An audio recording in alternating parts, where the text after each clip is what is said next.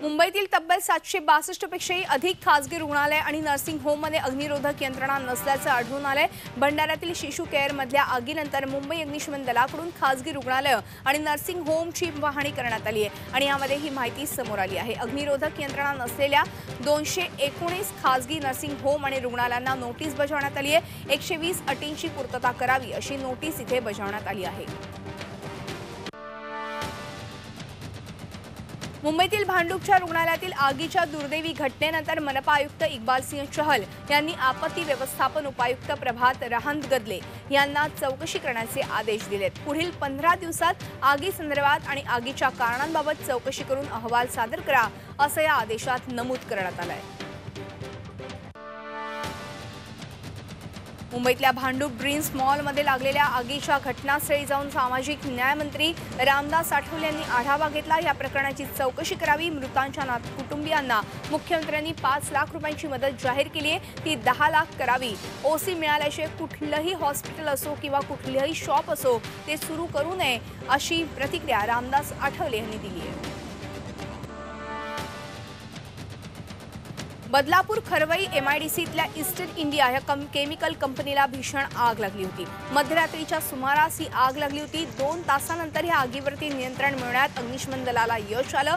आगीमध्ये संपूर्ण कंपनी जळून खाक झाली आहे आणि गेल्या 3 महिन्यांपासून ही कंपनी बंदच होती। ट्रायब्युटाइल हायड्रोपेरिक तयार करणारी ही कंपनी होती आणि आगीचं कारण अद्याप अस्पष्ट आहे। पुण्याच्या कॅम्प परिसरामध्ये फॅशन स्ट्रीट मार्केटमध्ये भीषण आग लागली होती। शुक्रवारी मध्यरात्री ही आग लागली। आगीचं कारण अद्याप अस्पष्ट आहे। फॅशन स्ट्रीट भागामध्ये मोठ्या प्रमाणात कापडाची आणि गोदामं आहेत आणि ही आग मोठ्या प्रमाणात पसरली होती। खूप स्टॉल्स आगीमध्ये जळून खाक झालेत, तर आगीमध्ये मोठ्या प्रमाणात आर्थिक नुकसान सुद्धा झालंय। पुण्यातील खराडीतील दुकानांना भीषण आग लागल्याची घटना घडली। शुक्रवारी 10च्या सुमारास ही आग लागली। या आगीचा जवळपास 8 ते 10 दुकानांना फटका बसलाय। अग्निशमन दलाच्या 4 बंबांनी ही आग विझवली। आगीची भीषणता अधिक असल्यानं लाखोंचं नुकसान झालंय।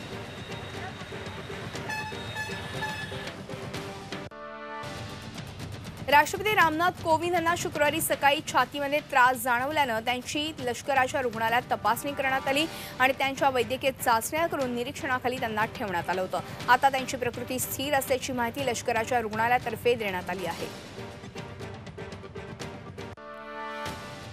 ड्रायव्हिंग लायसन्ससाठी आता कठीण टेस्ट पास करावी लागणार आहे। केंद्रीय रस्ते वाहतूक मंत्री नितीन गडकरींनी ही माहिती दिली आहे। टेस्टमध्ये 69% गुण मिळवणाऱ्यांनाच लायसन्स दिलं जाणार आहे। तसंच 3 आणि 4 चाकी वाहनं रिव्हर्स घेताना चालकाचं वाहनावरचं चांगलं नियंत्रण असणं गरजेचं आहे। रस्ते अपघात रोखण्यासाठी चालकाकडे कौशल्य असणं गरजेचं आहे। त्यामुळेच लायसन्सची चाचणी कठीण करण्यात आली आहे।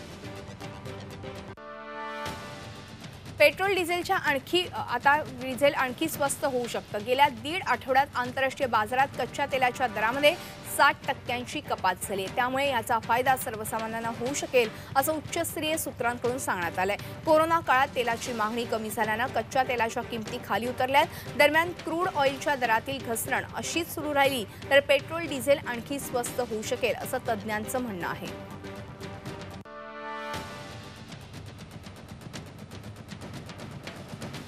हार्बर रेल्वे मार्गावर रविवारी मेगा ब्लॉक घेण्यात येणार आहे। देखभाल दुरुस्तीसाठी हा मेगा ब्लॉक घेतला जाणार आहे। पनवेल वाशी अप आणि डाऊन हार्बर मार्गावर सकाळी 11 वाजल्यापासून दुपारी 4 वाजेपर्यंत हा मेगा ब्लॉक असेल। प्रवाशांच्या सोयीकरता छत्रपती शिवाजी महाराज टर्मिनस मुंबई वाशी दरम्यान विशेष लोकल गाड्या चालवण्यात येणार आहेत। सीएसएमटी ते पनवेल मार्गावरही आता एसी लोकल धावणार आहे। मध्य रेल्वेने तसा प्रस्ताव तयार केलाय आणि तो रेल्वे बोर्डाच्या मंजुरीसाठी पाठवण्यात येणार आहे। दर दिवशी 10 फेऱ्यांचं नियोजन करण्यात येणार आहे। याआधी सुरू झालेल्या सीएसएमटी ते कल्याण आणि ठाणे ते वाशी ट्रान्स हार्बर मार्गावरील वातानुकूलित लोकलचा बेताचाच प्रतिसाद पाहायला मिळतोय। 2021 या वर्षात पहिल्या 3 महिन्यातच भारतातील 7 शहरांमध्ये घर खरेदीमध्ये 29% वाढ झाली आहे। कोरोना काळात रिअल इस्टेट क्षेत्राला काही प्रमाणात झळ बसली होती, मात्र 2021 मध्ये पहिल्या 3 महिन्यांमध्येच घर खरेदीमध्ये 29% वाढ झाली आहे। ही वाढ 2020 च्या पहिल्या 3 महिन्यांपेक्षाही अधिक आहे। मुंबई महानगर क्षेत्र, त्याचबरोबर पुणे, मंगळुरू, हैदराबाद, चेन्नई, कोलकाता आणि NCR ह्या 7 शहरांमध्ये 2021 च्या 3 महिन्यांमध्ये 58,290 घरांची विक्री झाली आहे। सांगली कृषी उत्पन्न बाजार समिती आणि महाराष्ट्र राज्य कृषी पणन मंडळाच्या वतीने कोल्हापूरमध्ये द्राक्ष महोत्सवाचं आयोजन करण्यात आलंय। येत्या 30 मार्च पर्यंत हा महोत्सव चालणार आहे। इथे वेगवेगळ्या जातींची द्राक्ष विक्रीसाठी ठेवण्यात आली आहेत। सांगली जिल्ह्यातील तासगाव भागातल्या अनेक शेतकरी या द्राक्ष महोत्सवात सहभागी झाले आहेत। भारत आणि इंग्लंड दरम्यान सट्टा लावणाऱ्या 11 जणांना पिंपरी चिंचवड पोलिसांनी अटक केली। यामध्ये परदेशी नागरिकांचाही समावेश आहे। पुण्याच्या गहुंजे स्टेडियममध्ये भारत आणि इंग्लंड दरम्यान एक दिवसीय मालिका सुरू आहे आणि त्याच्या दुसऱ्या सामन्यादरम्यान ही टोळी सट्टा रॅकेट चालवत असताना त्यांना पोलिसांनी ताब्यात घेतलं।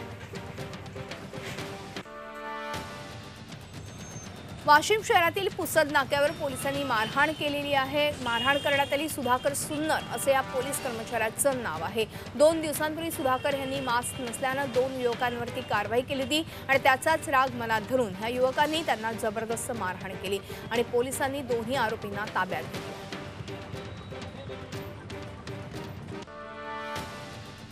राज्यात उद्यापासून रात्रीची जमावबंदी असेल। रुग्णसंख्या कमी करण्यासाठी नियमांची कडक अंमलबजावणी करण्याच्या सूचना मुख्यमंत्री उद्धव ठाकरे यांनी दिल्यात।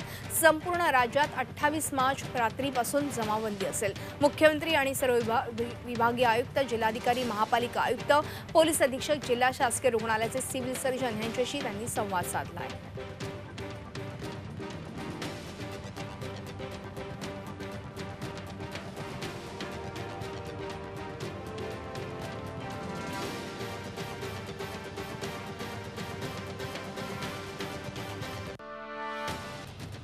औरंगाबादमध्ये आज आणि उद्या वीकेंड लॉकडाऊन आहे आणि अत्यावश्यक सेवा वगळता सगळं काही बंद राहणार आहे। नागरिकांनी विनाकारण बाहेर पडू नये असं आवाहन प्रशासनातर्फे करण्यात आलंय।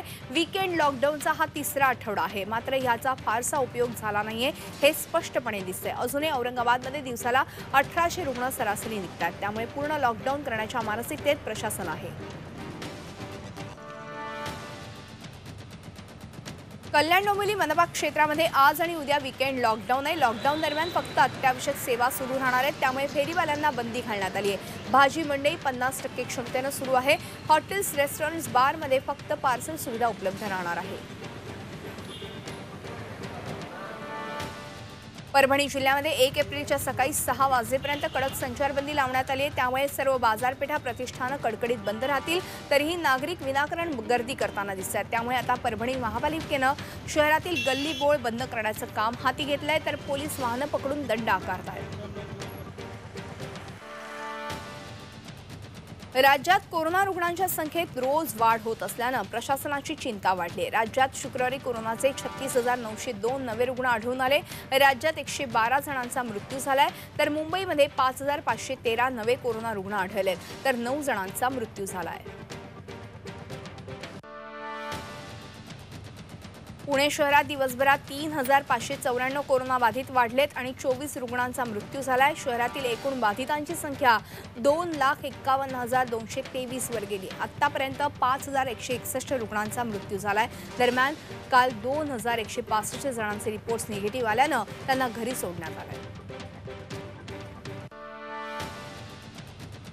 निफाडमध्ये 158 जणांना नव्यानं कोरोनाची लागण झाली। आतापर्यंत निफाड तालुक्यात एकूण 6,171 कोरोना बाधित रुग्ण आढळले, तर आतापर्यंत कोरोनामुळे 176 जणांचा मृत्यू झाला। दिवसेंदिवस तालुक्यातल्या कोरोना रुग्णांची संख्या ही वाढत चालली आहे।